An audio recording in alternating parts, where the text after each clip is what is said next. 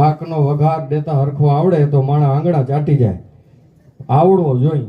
હે ગમે એવું શાક કોઈ પણ જો વઘાર હરખો બેઠો તો કામ થઈ જાય, ને ઉઠ્યો તો હા તો જોવા જેવી થાય. હે હમણાં હું કહ્યું ને તો અમારા ભગત તો વઘારના બધા ડબલા ભરતા હતા. મેં કીધું શું ભરો છો? કે વઘારના ડબલા ભગવાન કને આગળ મૂકશું, રાઈ જીરું મીઠું ને મરચું ને હળદર ને બધું. મને ખાલી વિચાર, મેં કીધું બધાના સ્વાદ ગુણ બધું નોખું હોય પણ ભેગા થાય તો એક જ સ્વાદ થઈ જાય.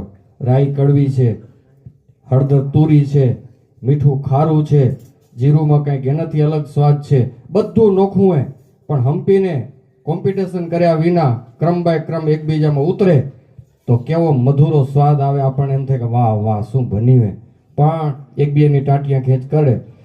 કદાચ જીરું ને એમ થઈ જાય કે હર વખતે મારો સેકન્ડ નંબર શું કામ, આ વખતે રાઈ પહેલા હું ખાબકીશ અંદર, હર વખતે મારો સેકન્ડ નંબર શું કામ, અને પેલી રાઈ શું કામ પડે આ વખતે મારે માથું નાખવું હોય તો થોડોક વઘારમાં ફેર થઈ જાય, નથી? આજે ઘરે જઈને ટ્રાય કરજો, પહેલા જીરું ને પછી રાઈ. જો ખાલી ક્રમ તૂટે, હવે ભેગું નાખે એમાં શું કામ ખબર છે, કોઈને માઠું ન લાગે એટલે.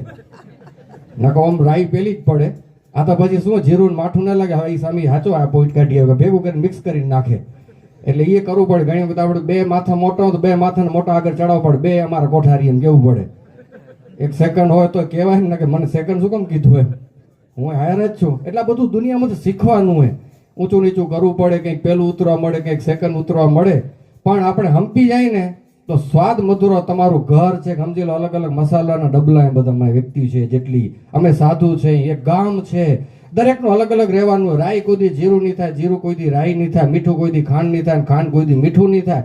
જેને ભગવાને જેવા બનાવ્યા રહેશે, પણ જ્યારે સમય આવે ત્યારે કોમ્યુનિકેટ થઈને બધા એક સાથે જો આપણે પોતાની પાર્ટનરશિપ કરશું તો દરેકને આપણો સ્વાદ મીઠો લાગશે, આપણે બધાને ગમી જશું.